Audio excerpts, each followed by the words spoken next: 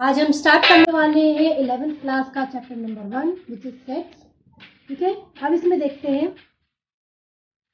Sets क्या होता है।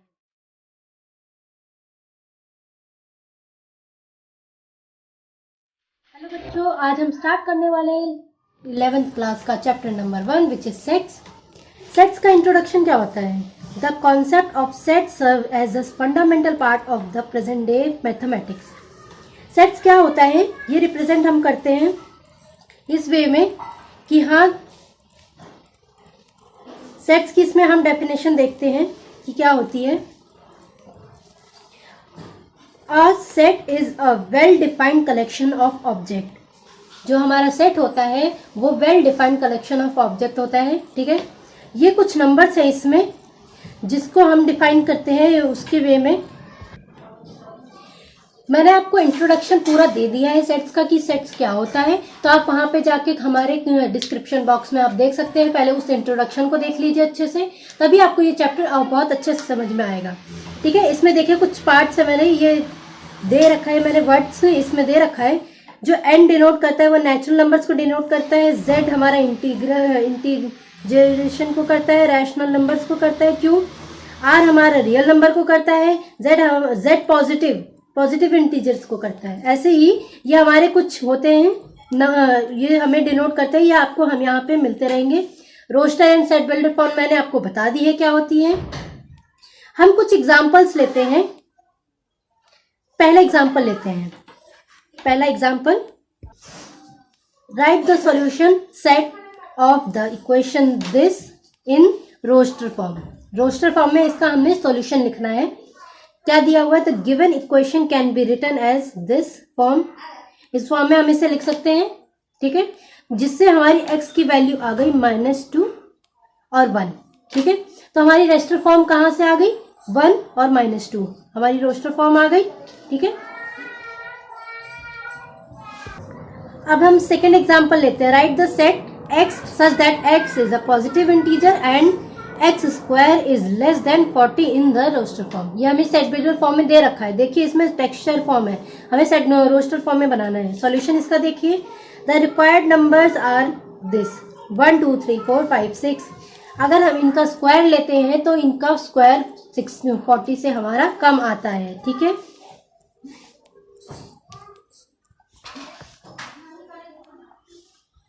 एक्सरसाइज 1.1 लेते हैं हम। क्या इसमें पहला क्वेश्चन क्या है? Which of the following are set, justify your answer. इसमें आपको सेट्स बताने, आपको इंट्रोडक्शन अगर आपने पढ़ा होगा तो ये सारे आप अच्छे से बता सकते हैं कि कौन सा सेट है कौन सा सेट नहीं है। जो आपको लगता है सेट है उसको डिफाइन करिए, क्यों है वो सेट।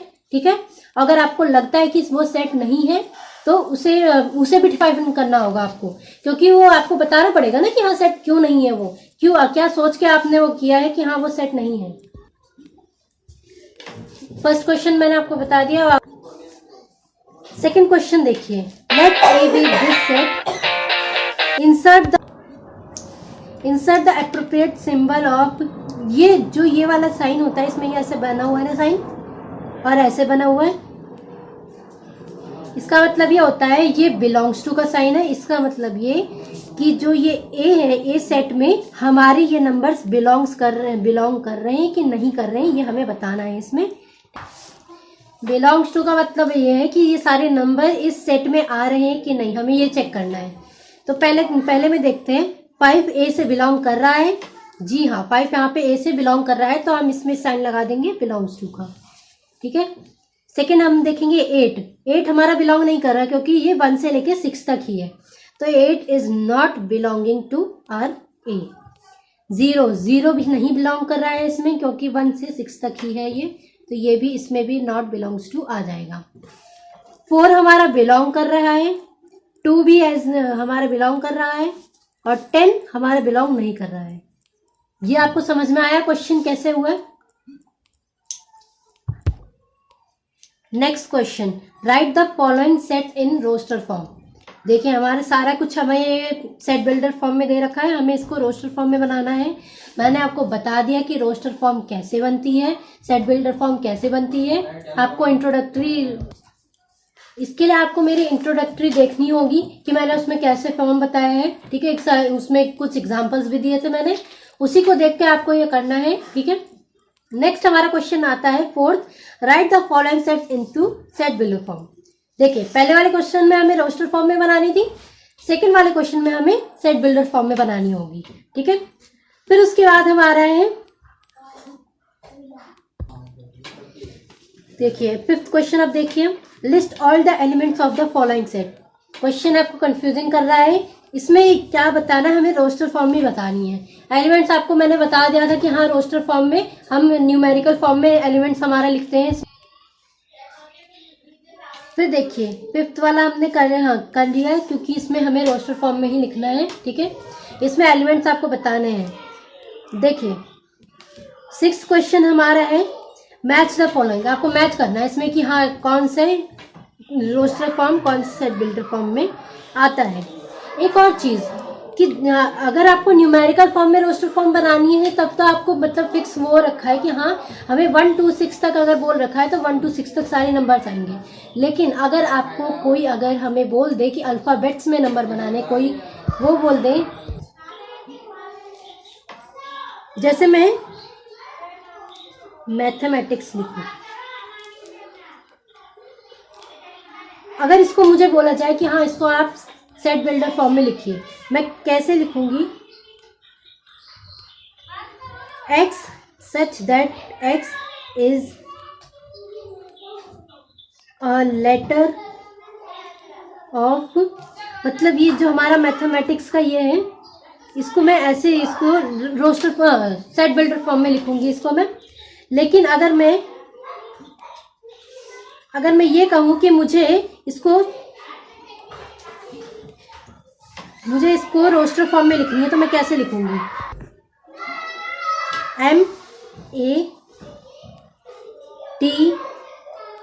MATHEICS।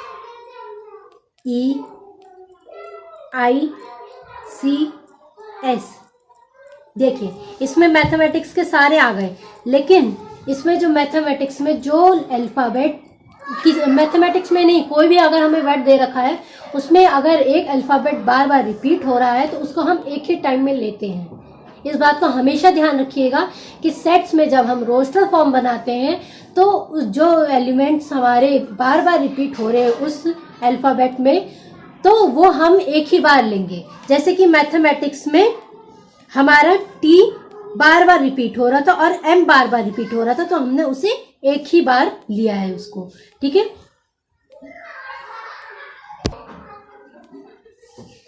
अब आता है एम्प्टी सेट। मैंने आपको इंट्रोडक्टरी में आपको सारे टाइप्स के बता दिए हैं, सेट्स के कौन से टाइप्स होते हैं, ठीक है। उनके कुछ एग्जांपल्स भी दिए हैं। जब तक आप वो वीडियो नहीं देखेंगे आपको ये वीडियो बिल्कुल समझ में नहीं आने वाली है। इसीलिए मैं आपको रिकमेंड करूंगी कि आप पहले डिस्क्रिप्शन बॉक्स में जाके उसकी लिंक हम आपको दे देंगे, उसको पहले देखिए, उसको समझिए, फिर उसके बाद ये वीडियो देखिए, तब आपको ये पूरा चैप्टर समझ में आएगा, ठीक है। एम्प्टी सेट मैंने आपको बता दिया था कि क्या होता है, ठीक है। इसकी डेफिनेशन प्रॉपर देख लेते हैं क्या होती है। A set which does not contain any element is called the empty set or the null set or the void set। मैंने आपको बताया था ना उसमें कि empty set का मतलब यही होता है कि उसमें कोई एलिमेंट नहीं होता है। इसको हम null set भी कहते हैं, void set भी कहते हैं, ठीक है। इसमें कुछ एग्जांपल्स भी दे रखे हैं। Let A is equals to X such that 1 is less than X and X is less than 2, then A is the empty set। क्योंकि ये हमारा पॉसिबल नहीं है, इसमें से कोई हमारा एलिमेंट नहीं बन पाएगा। 1 से कम हो और जो x है वो 2 से भी कम हो, नहीं हो सकता हमारा ये, तो ये हमारा नल सेट हो जाएगा, जिसे हम एम्प्टी सेट भी बोलते हैं, ठीक है। सेकंड देखते हैं, b is equal to x such that x square minus 2 is equal to 0 and x is a rational number. ये भी नहीं हो सकता हमारा, ठीक है। रैशनल नंबर p/q के फॉर्म में होती है और उसका स्क्वायर अगर -2 करेंगे तो वो हमारा नहीं निकलेगा, वो हमारा। C देखते हैं, C is equal to x such that x is an even prime number greater than 2। 2 ही होता है जो इवन प्राइम नंबर होता है, उससे कोई ग्रेटर नहीं होता है। D देखिए हमारा, D is equal to x such that x square is equal to 4, x is odd number. अब बताइए 2 का स्क्वायर क्या हो, 2 हमारा इवन नंबर है और 2 का स्क्वायर ही हमारा 4 होता है, और किसी नंबर का अगर हम बताऊं मैं कि हाँ उसका स्क्वायर 4 होगा तो वो हमारा पॉसिबल नहीं है। देखिए अब हमारा सेकंड टाइप आता है finite and infinite set. Definition इसकी देख लेते हैं क्या होता है। A set which is empty और consist of a definite number of element is called finite, otherwise the set is called infinite. यानी कि मैंने आपको पहले बताया था कि हाँ अगर हमारा डेफिनेट हो रखा है कि हाँ ये हमारा डेफिनेट है, इतने ही एलिमेंट इसमें आएंगे तो ये हमारा फाइनाइट सेट हो जाएगा। अगर वो हमें नहीं बता रखा, लिमिट नहीं बता रखी है, तो हमारा ये इनफाइनाइट सेट हो जाता है। ठीक है। Let W be the set of the days of the week, then W is finite. हमें बता रखा एक वीक में 7 डेज ही होते हैं, उससे ज्यादा तो होंगे नहीं, तो ये हमारा फाइनाइट सेट हो जाएगा।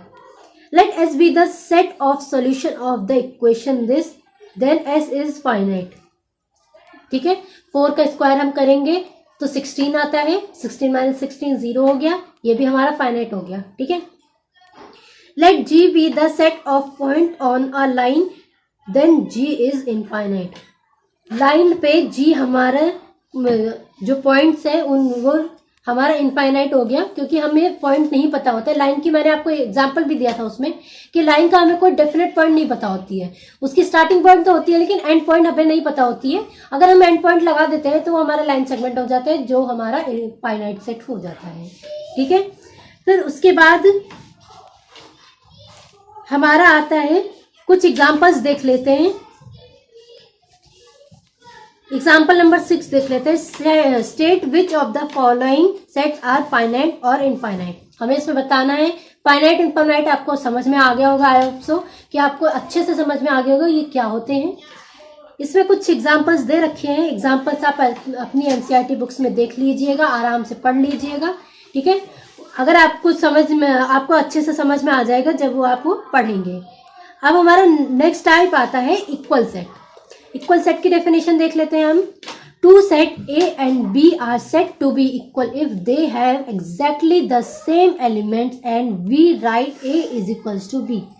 मैंने आपको बताया था कि A सेट हमें कोई दे रखा है और B सेट हमें कोई दे रखा है, दोनों के एलिमेंट्स इक्वल होने चाहिए।